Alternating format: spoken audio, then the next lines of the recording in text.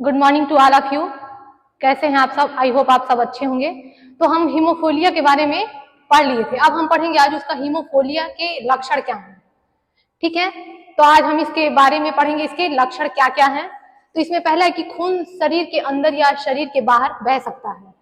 Haemophilia ही है रक्त से संबंधित, रक्त स्त्राव इसमें ज्यादा होता है। किसी भी प्रकार का घाव कट जाना या जानवर द्वारा काटने या दांत से खून निकलने के कारण शरीर से अत्यधिक खून बह सकता है। अगला है कि स्वाभाविक रूप से नाक से खून बहना, यानी कि कभी कभी नक्सीर जिसको कहते हैं, कभी अचानक ही नाक से खून बहने लगना भी हीमोफीलिया रोग की एक आम स्थिति है। अगला है कि अगर एक बार खून बहना बंद हो भी जाए तो उसके बाद भी लंबे समय तक या लगातार खून बह सकता है। यानी अगर एक बार खून बहना शुरू हो जाए तो वो लगातार लंबे समय तक बहता ही रहता है।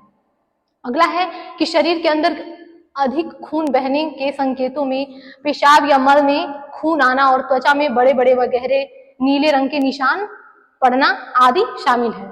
अगला है कि रक्तस्राव कोहनी तथा घुटनों के भीतर भी हो सकता है, यानी कि कोहनी और घुटनों के अंदर भी हो सकता है, जिससे उनमें सूजन आ सकती है और उन्हें छूने पर वे गर्म महसूस होते हैं और साथ ही साथ उनके हिलाने पर दर्द महसूस होता है।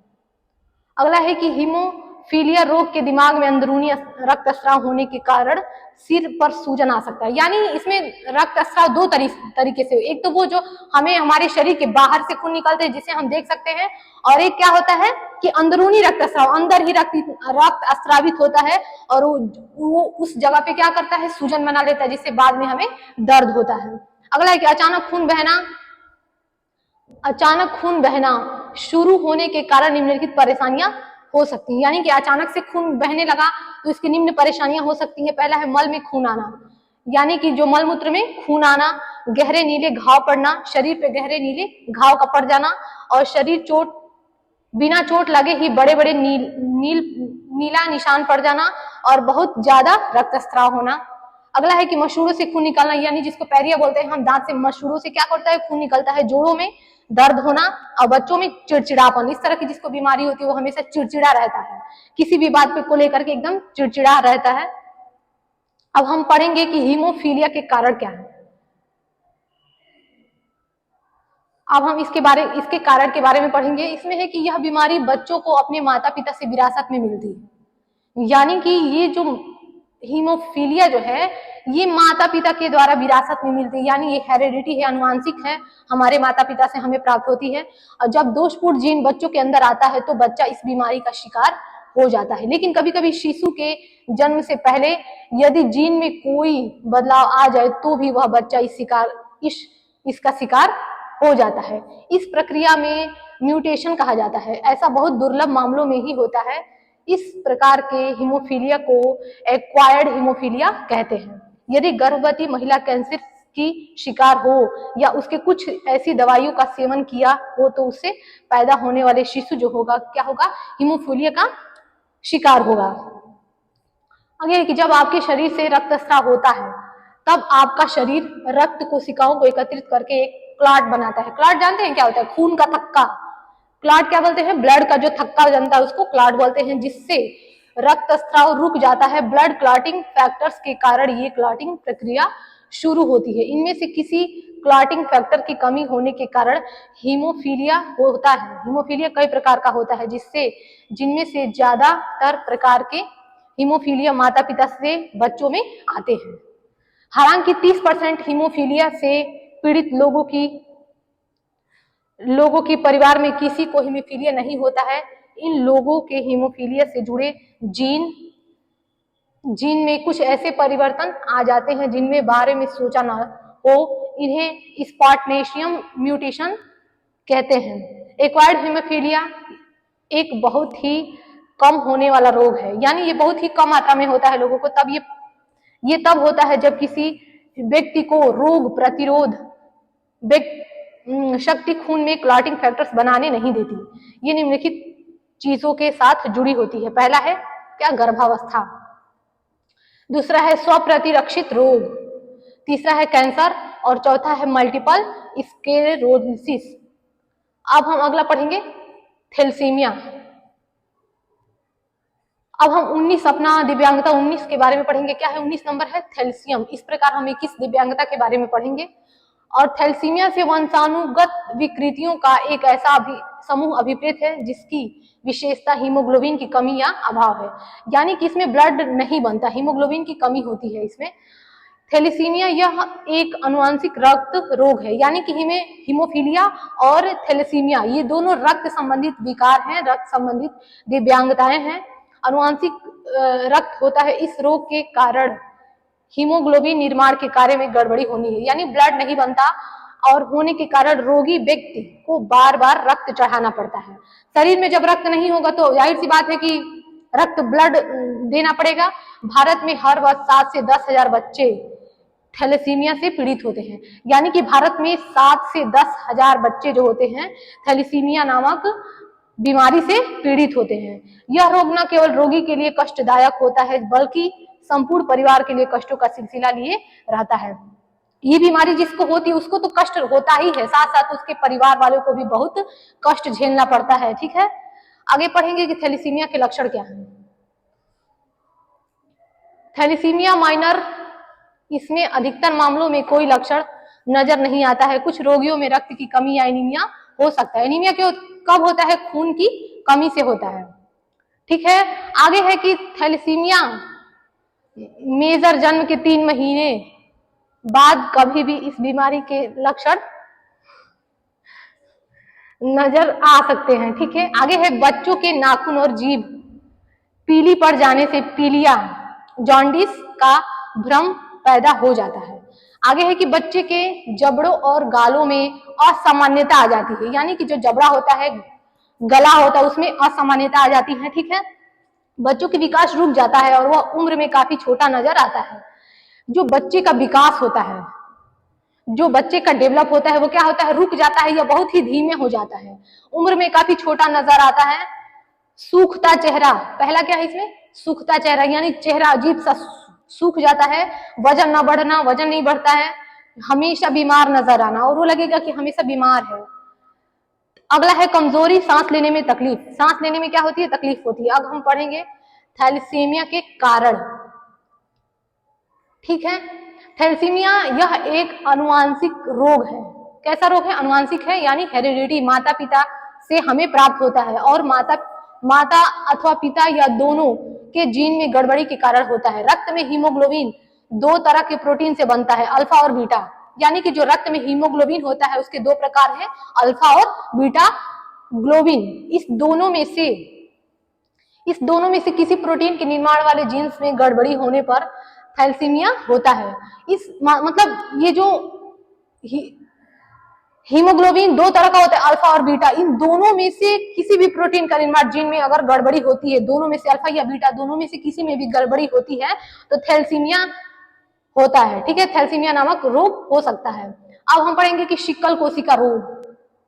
सिक्कल कोशिका रोग से हीमोलाइटिक विकृति अभिप्रेत है, जो रक्त की अत्यंत कमी, पीड़ादायक घटनाओं और जो संबंध टिश्युओं और अंगों को नुकसान से विभिन्न जटिलताओं और परिलक्षित होता है। हीमोलाइटिक लाल रक्त कोशिकाओं की कोशिका झिल्ली की नुकसान को निर्दिष्ट करता है, जिसका परिणाम हीमोग्लोबिन का निकालना होता है। आगे है कि मानव शरीर की लाल रक्त कोशिकाओं में होने वाली अनियमित वृद्धि को सिकल सेल एनीमिया कहते हैं।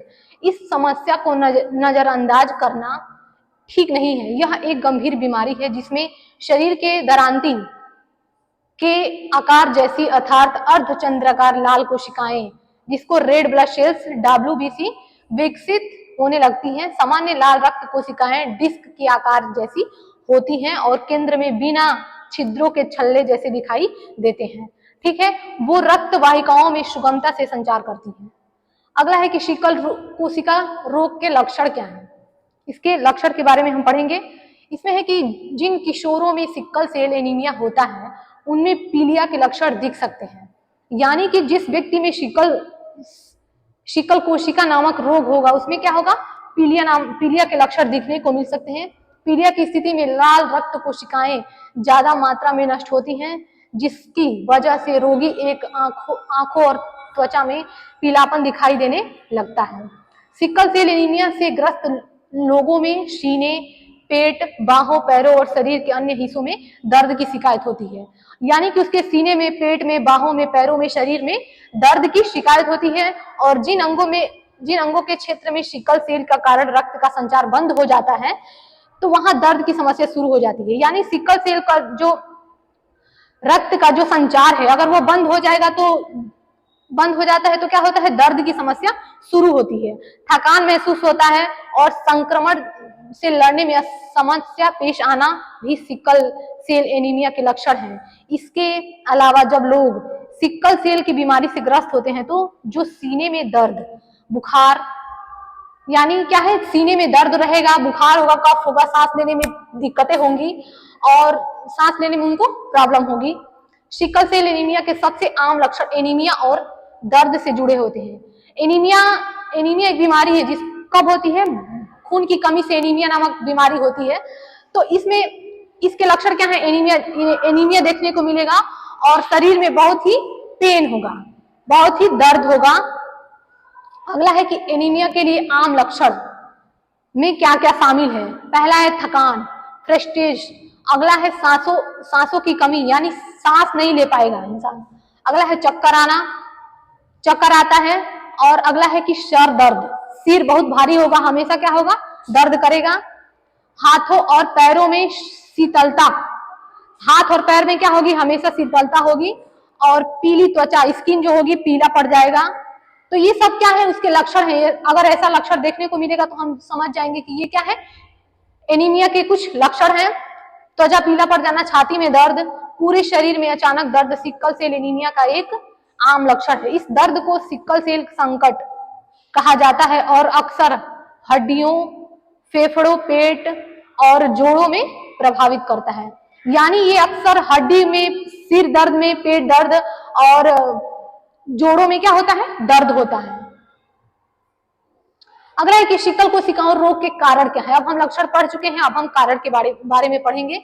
इसमें है कि सिकल रोग एनीमिया किन कारणों से होता है, इसकी जानकारी होना बहुत जरूरी है कि सिकल सेल जो एनीमिया है आखिर किस कारण से होता है, क्यों होता है, इसकी वजह जानना क्या है, जरूरी है। जीन में होने वाले अनियमित बदलाव जो शरीर में हीमोग्लोबिन के निर्माण को प्रेरित करते हैं। करें कि जीन में होने वाले अनियमित बदलाव, यानी जो हमारे जीन्स है उसमें अनियमित बदलाव है, शरीर में हीमोग्लोबिन का निर्माण को प्रेरित करते हैं, के कारण सिकल सेल एनीमिया होता है। कई बार यह समस्या आनुवंशिक भी हो सकती है और अगर यह समस्या परिवार में से किसी को है और अगर माता पिता में से किसी एक को यह समस्या है तो संतान में इस बीमारी के लक्षण दिखाई दे सकते हैं। करें कि आनुवंशिक भी हो सकता है। अगर किसी समस्या परिवार में किसी को भी यह समस्या है और माता पिता में से किसी एक को है, या तो माता को है या पिता को है, तो उसकी संतान में इस प्रकार की बीमारी देखने को मिलेगी।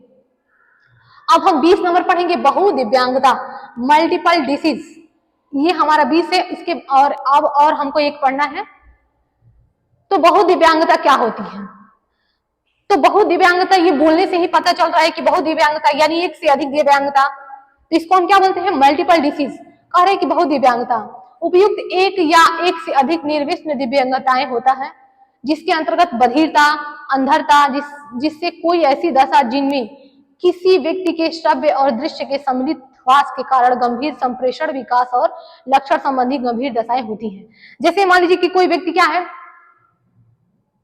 देख नहीं सकता और बोल भी नहीं सकता, क्या है, मुख क्या है, बधिरता है, यानी सुन भी नहीं सकता, और अंधता है, देख भी नहीं सकता। तो उसमें दो प्रकार की डिसेबिलिटी है, तो इसको हम क्या बोलेंगे, बहुदिव्यांगता यानी मल्टीपल डिसीज। तो इस प्रकार को जिसको दो से ज्यादा अक्षमताएं जिसको होती हैं उसको हम किस में रखते हैं, मल्टीपल डिसीज में। इसमें बाकी की सभी 20 दिव्यांगताएं सम्मिलित हैं। इस अधिनियम में लिखी गई है 2 या 2 से अधिक दिव्यांगताओं के होने की बहुदिव्यांगता माना जाता है। 2 या 2 से अधिक, एक होगा तो वो तो किसी मेन डिसेबिलिटी में आ जाएगा, और अगर 2 है या 2 से अधिक है तो वो मल्टीपल डिसीज में आ जाएगा। अब हम पढ़ेंगे कि बहुदिव्यांगता के लक्षण क्या क्या हैं। पहला है कि बहुदिव्यांगता के लक्षण में वे सभी लक्षण आते हैं जो ऊपर की 20 दिव्यांगताओं के हैं, यानी जो ऊपर के 20 दिव्यांगताएं के बारे में जो हम पढ़ चुके हैं ये सब इसमें आते हैं। इसमें जैसे बहरेपन के साथ दृष्टि दोष होना, यानी कि बहरापन है सुनाई नहीं देता है, तो दृष्टि दोष भी है दिखाई भी नहीं देता है।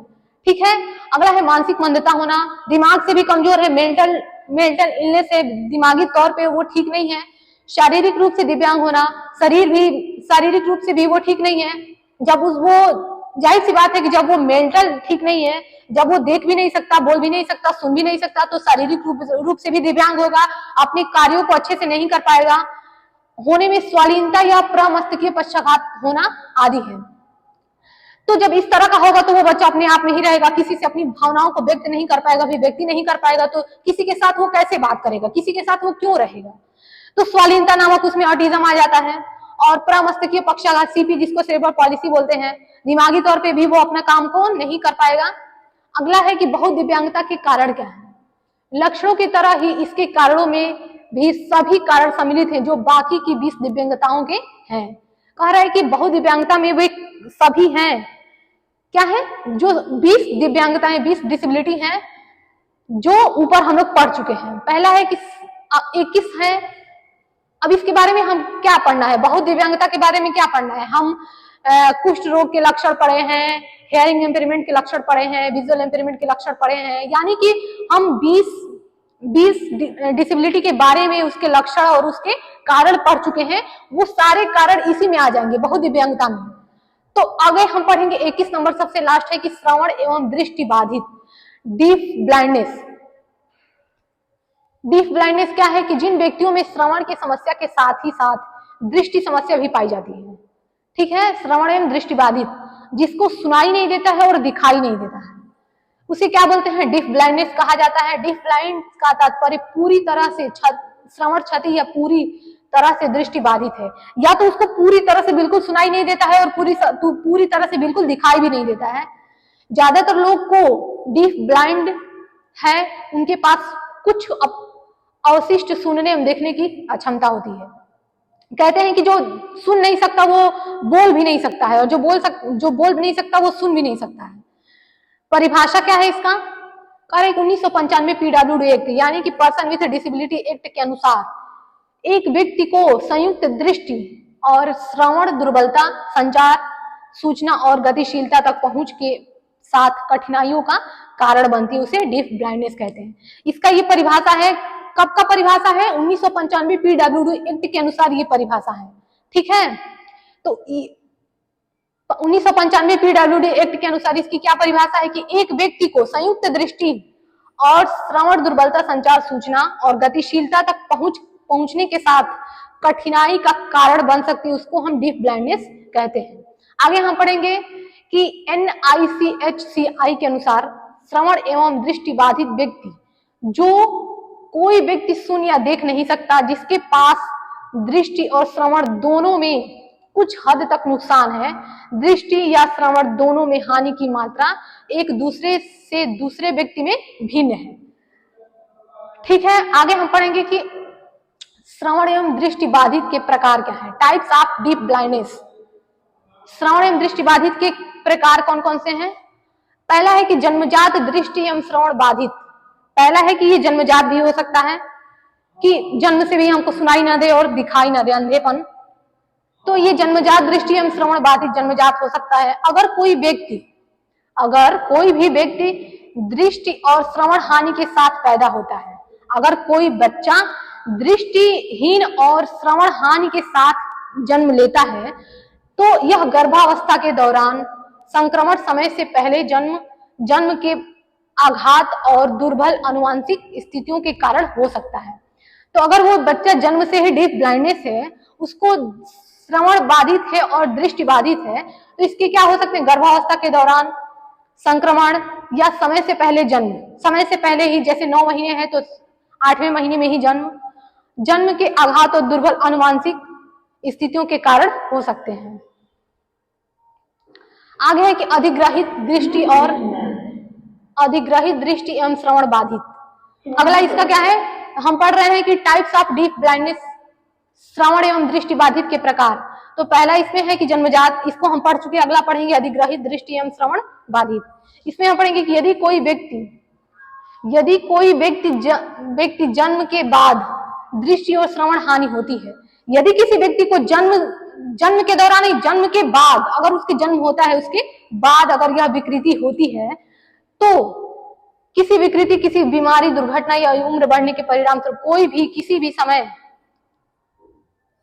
समय यह समस्या होती है, तो उसे अधिग्रहित दृष्टि या श्रवण बाधित, डीफ ब्लाइंडनेस कहते हैं।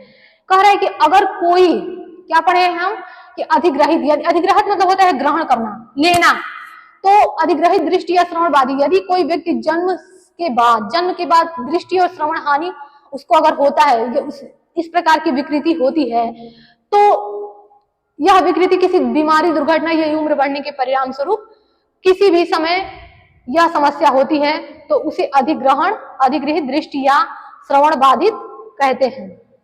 अगला है कि जन्मजात श्रवण बाधित के साथ अर्जित दृष्टि बाधित। जन्मजात श्रवण बाधित के साथ अर्जित दृष्टि बाधित, यह है, इसमें है कि यह ज्यादातर बुजुर्गों को होता है, यानी इस तरह की जो डिसेबिलिटी है वो ज्यादातर किसको होती है? बूढ़े लोगों को होती है। उदाहरण के लिए, जब एक वृद्ध व्यक्ति अपनी सुनने की शक्ति खो देता है, यानी कि उम्र के साथ साथ हमें सारी जो हमारी योग्यताएं होती हैं वो दबने लगती हैं, तो कह रहे हैं जब सुनने की शक्ति वो बूढ़ा व्यक्ति अगर कोई खो देता है, अपनी सुनने की शक्ति खो देता है, और जब वह वृद्ध हो जाता है तब उसकी दृष्टि भी धीरे धीरे खोने लगती है। तो उस प्रकार क्या होता है, उसकी दृष्टि भी धीरे धीरे खोने लगती है, कम होने लगती है, या कभी कभी ऐसा होता है कि पूरी तरह से नष्ट हो जाती है, दिखाई नहीं देता है। अगला है कि जन्मजात बधिर और अधिग्रहित दृष्टि का नुकसान। अगला हम 4 नंबर पढ़ेंगे। इसमें है कि श्रवण बाधित बच्चा पैदा होता है, लेकिन किसी कारणवश वह बाद में दृष्टि बाधित हो सकता है। अगर ऐसा होता है कि कोई बच्चा जन्म से गूंगा बहरा नहीं है, तो लेकिन अगर वो बाद में इस तरह की बीमारी होती है, इसके कारणवश दृष्टि बाधित हो जाता है। बाद में मान लीजिए किसी आंख में कोई नशीले पदार्थ का गिर जाना या आंख में चोट लग जाना, तो इस तरह दुर्घटनावश हो सकता है। जन्म के समय दृष्टि बाधित और अधिग्रहित श्रवण हानि, दृष्टि बाधित पैदा होता है, दृष्टि बाधित पैदा होता है, कुछ कारणवश बाद में वह श्रवण बाधित हो जाता है। अब ऐसा होता है कि बच्चा जन्म से दृष्टि बाधित पैदा हुआ है, लेकिन बाद में कुछ कारणवश वो श्रवण बाधित भी हो जाता है। क्यों? क्योंकि वो धीरे धीरे लोग उसको दिखाई नहीं देगा, तो लोग उससे बात नहीं करेंगे, उसे कुछ बोलेंगे नहीं, वो अपने में खोया रहेगा, तो इस तरह बाद में उसको श्रवण बाधित, मतलब वो बाद में श्रवण बाधित भी हो जाता है। अब 6वां है कि आकस्मिक रूप से श्रवण बाधित और आकस्मिक रूप से दृष्टि। आकस्मिक रूप में मतलब क्या होता है? अचानक से। अब हम इसमें पढ़ेंगे कि विस्तार दर एवं वितरण दर, व्यापकता दर, प्रेवेलेंस। इसमें मामलों की कुल संख्या का अध्ययन होता है, यानी कि कितने डेफ ब्लाइंडनेस है, कितने श्रवण बाधित हैं, कितने सेरेब्रल पॉलिसी में आते हैं, तो इसमें मामलों की कुल संख्या का अध्ययन होता है। व्यापकता शब्द का अर्थ नए और पुराने सभी प्रकार के वर्तमान मामलों से है, और जो एक दिए गए आबादी में एक निश्चित समय में मिलते हैं। यानी कि जो हमारा गांव है, मान लीजिए कि हमारा गांव है या हमारा शहर है, तो उसमें इस प्रकार के कितने डिसेबल बच्चे हैं, वो कितनी आबादी में कितने लोगों को इस प्रकार की बीमारी है, सभी वर्तमान मामलों की संख्या, यानी वर्तमान में अभी कितने डिसेबल बच्चे हैं। तो इसमें क्या करेंगे, व्यापकता दर में किसी विशिष्ट बीमारी के जो किसी निश्चित समयावधि में मिली है उसका बटा क्या करेंगे, दी गई आबादी, यानी कि किसी विशिष्ट समय के जो किसी निश्चित समयावधि में मिली है उसको क्या करेंगे, उसके बटे में दी गई आबादी, यानी जितनी आबादी में वो डिसेबल बच्चा आता है उसको नीचे दी गई आबादी। ठीक है, आगे हम उदाहरण में देख लेते हैं। उदाहरण में है कि किसी क्षेत्र की 3000 आबादी में, कह रहे कि किसी क्षेत्र की 30,000 आबादी में एक बीमारी के 200 पुराने तथा 500 मामले एक वर्ष के अंदर मिलते हैं, तो व्यापकता दर, कह रहा है कि किसी क्षेत्र में 30,000 आबादी है और एक बीमारी के 200 पुराने तथा 500 मामले एक वर्ष के अंदर मिलते हैं, तो व्यापकता दर कितनी होगी। तो क्या करेंगे, यहाँ पे क्या दिया है कि पुराने और नए मामले कितने हैं, तो पुराने कार्य की आबादी में बीमारी के 200 पुराने, तो पुराने कितने हैं 200 और नए कितने हैं 500, तो दोनों को क्या करेंगे जोड़ देंगे।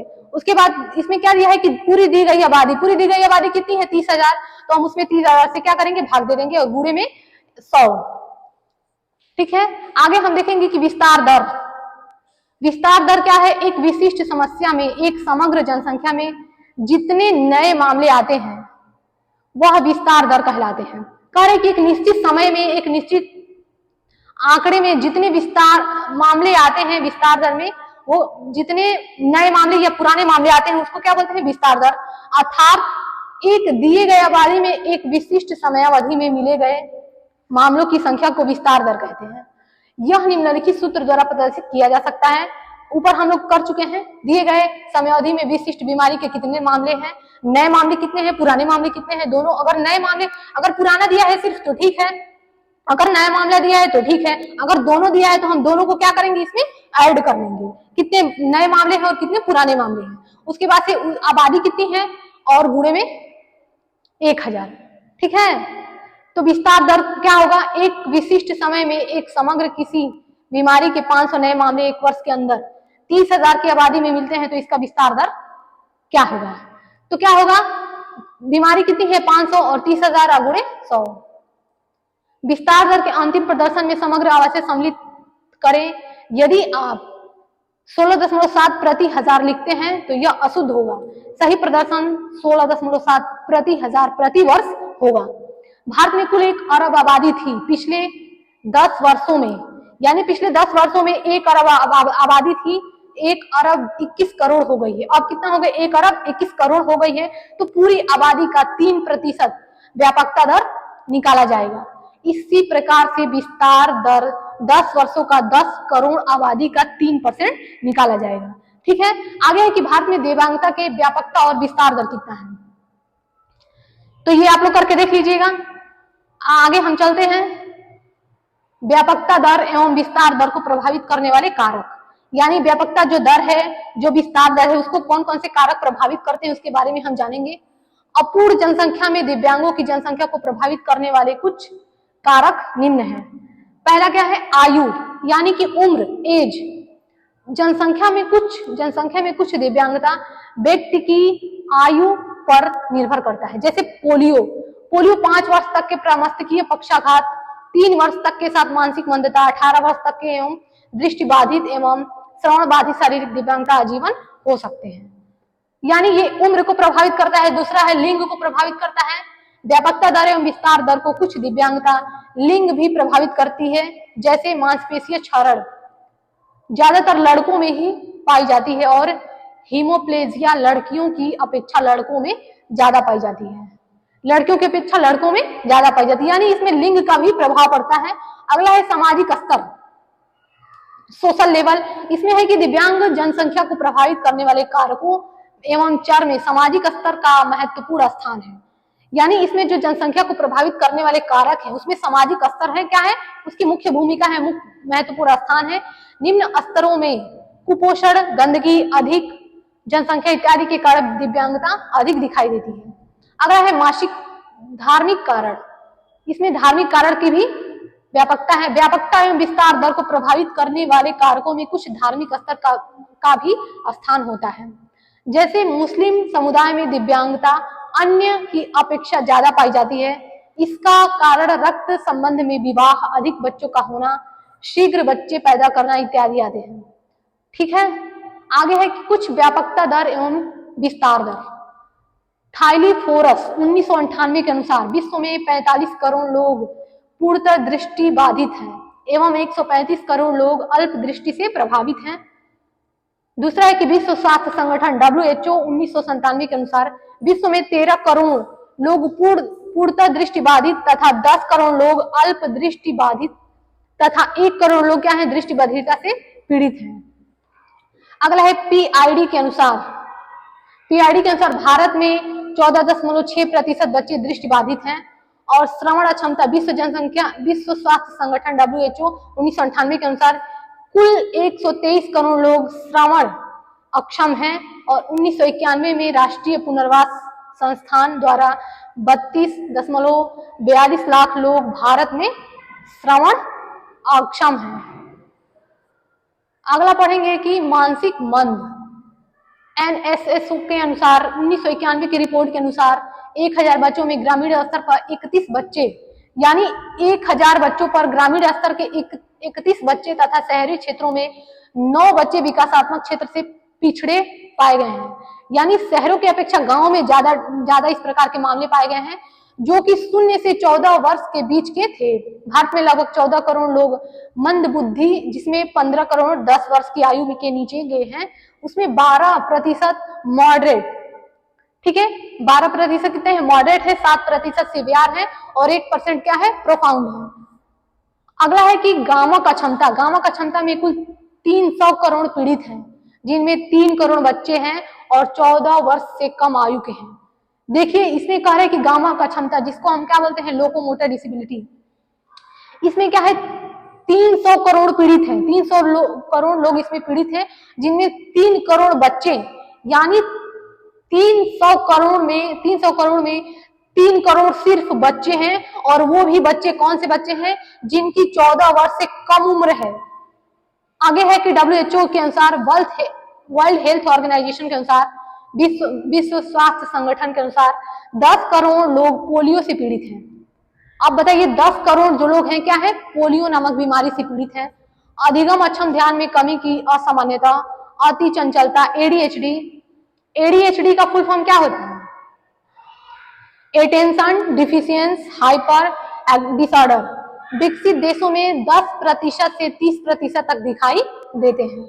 अगला है कि दिव्यांग के कारण एवं बचाव। दिव्यांग के कारण क्या है, पहले ये जानेंगे। दिव्यांग होने के कई कारण जिम्मेदार होते हैं, जिनमें से मुख्य रूप से 2 प्रकार के होते हैं। पहला है जीव विज्ञानी कारक, जिसको हम आनुवंशिक भी कह सकते हैं, और दूसरा क्या है, वातावरणीय कारक, ठीक है। तो जीव विज्ञानी कारक या आनुवंशिक, यानी ये मुख्य रूप से 2 ही इसमें तत्व जिम्मेदार हैं। कौन है, आनुवंशिक कारक यानी हेरिडिटी, और वातावरण यानी इन्वायरमेंट। यानी हेरिडिटी और इन्वायरमेंट 2 मुख्य वजह है विकलांग मंदता के कारण। अब हम इसमें पढ़ेंगे अनुवंशिकता के कारण क्या है। यह अनुवंशिक कारणों से होता है, जो कि गर्भाधान से पूर्व भ्रूण को प्रभावित करते हैं। जीव विज्ञानी कारक के अंतर्गत शरीर के जीव विज्ञान कार्बनिक निर्माण के कमी के कारण अनुवांशिक अन्य जन्मजात लक्षण, इसके साथ उपापचयी दोष एवं अन्य शारीरिक जटिलताओं वाले लक्षण देखने को मिलते हैं। इसमें अगला है कि वातावरणीय कारक, इन्वायरमेंटल कारक क्या है, इसमें वो कारक होते हैं जो वातावरण या सामाजिक होते हैं। इसमें गर्भाधान, गर्भावस्था, प्रसव के बाद आदि सभी कारण आते हैं। यानी हमारा जैसा वातावरण रहेगा उसमें बच्चे का बहुत बड़ा असर पड़ता है, अपने वातावरण का, अपने माहौल का, ठीक है। दिव्यांग की अवस्थाएं, दिव्यांग होने की मुख्यतः 4 अवस्था होती है। पहला क्या है, गर्भाधारण के पूर्व कारण, यानी ये गर्भधारण के पूर्व कारण हो सकता है। दूसरा गर्भावस्था के दौरान हो सकता है, और तीसरा है कि प्रसव के समय हो सकता है, और 4 नंबर है कि जन्म के बाद हो सकता है, ठीक है। गर्भाधारण के पूर्व कारण क्या हो सकते हैं, माँ की आयु, ठीक है, इसमें क्या प्रभावित करेगा, माँ की उम्र, माँ का स्वास्थ्य कैसा है, उसका हेल्थ कैसा है, अनुवांशिक या वंशानुगत, रक्त संबंध में विवाह, रक्त संबंधी कारक हो सकता है, संक्रमण हो सकता है, बुरी आदतें जैसे नशा आदि हो सकता है। अब आएंगे कि गर्भावस्था के दौरान क्या कारण है। अब हम क्या पढ़ रहे थे, गर्भाधारण के पूर्व कारण पढ़ रहे थे, अब हम पढ़ेंगे गर्भावस्था के दौरान क्या कारण है। इस स्थिति को जन्म के पूर्व या प्रीनेटल कारक भी कहते हैं। प्रीनेटल स्टेज इसको कहते हैं, गर्भावस्था को कारण भी कह सकते हैं। इसमें 9 माह के दौरान गर्भावस्था के समय कोई भी समस्या हो तो गर्भावस्था शिशु को मानसिक दिव्यांगता हो सकती है। कह रहा है कि इस स्थिति को जन्म के पूर्व, यानी कि जन्म से पहले, प्रीनेटल कारक भी इसको कहते हैं। इसमें 9 माह के दौरान, यानी कि प्रीनेटल स्टेज में 9 माह के दौरान गर्भावस्था के समय कोई भी समस्या हो तो वो सीधा उसका असर क्या होता है, बच्चों पे पड़ता है, और बच्चा मानसिक दिव्यांग हो सकता है, ठीक है। अगला है कि गर्भावस्था के दौरान संक्रमण। गर्भावस्था के दौरान पहला है संक्रमण हो सकता है। माँ की मानसिक स्थिति, यानी माँ का मानसिक स्थिति कैसा है, वो तनाव में है या उसका मानसिक हेल्थ कैसा है। अगला है कि गर्भवती महिला का दुर्घटना का शिकार होना। मान लीजिए गर्भवती महिला है और बीच में कभी कोई एक्सीडेंट हो गया, कभी दुर्घटना हो गई, तो उसका सीधा असर उसके बच्चों पे पड़ेगा। अगला है कि गर्भपात के प्रयास के कारण, गर्भपात के प्रयास के कारण भी दिव्यांगताएं बच्चों पे देखने को मिलती हैं, कुपोषण के कारण। और अगला है कि बहुगर्भ की स्थिति, और अगला है कि अनावश्यक दवा के सेवन के कारण, यानी बहुत छोटी छोटी बातों पे दवा का सेवन करना, वो बच्चों पे उसका असर पड़ता है, क्षय किरणों को विकिरण के कारण। अब हम पढ़ेंगे कि प्रसव के समय कुछ ऐसे कारक हैं जो यदि प्रसव के समय हो जाए तो संभव है कि बच्चा दिव्यांग हो सकता है। कह रहा है कि प्रसव के समय कुछ ऐसे कारक हैं जो यदि प्रसव के समय हो तो बच्चा दिव्यांग हो सकता है। इसके निम्न कारण हैं। पहला क्या है, सिर पर चोट लग जाने के कारण, यानी कि सिर पर अगर चोट लगता है तो इसके वजह से इस प्रकार की दिव्यांगता हो सकती है। दूसरा है पीलिया, अगला है संक्रमण, और अगला है कि जन्म के समय न रोना।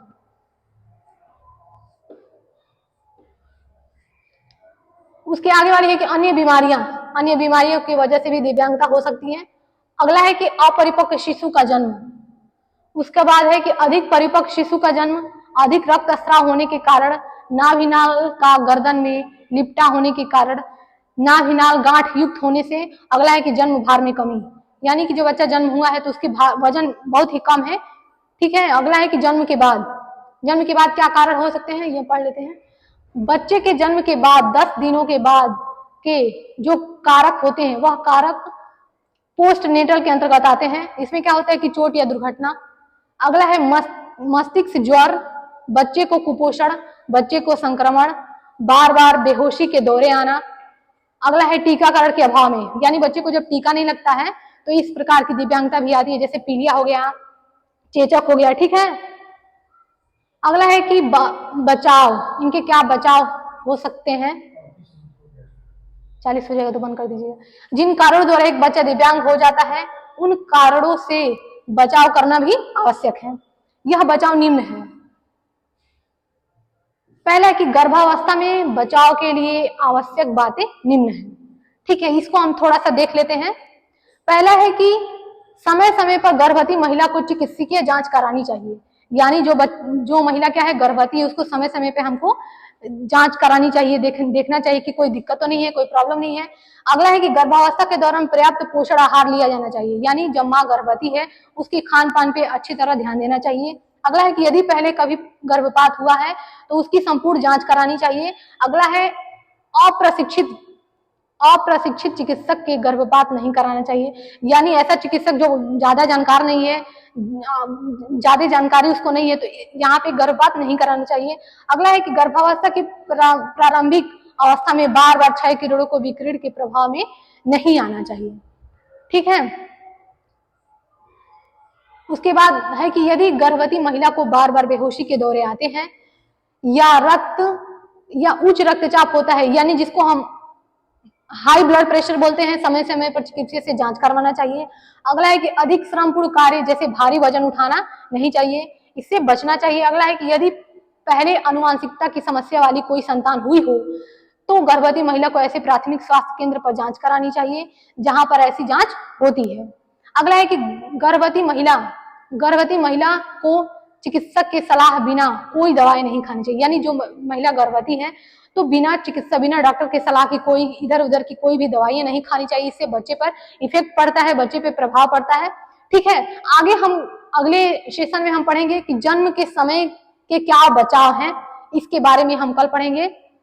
धन्यवाद। अगर आपको ये वीडियो पसंद आया होगा तो लाइक कीजिएगा। धन्यवाद।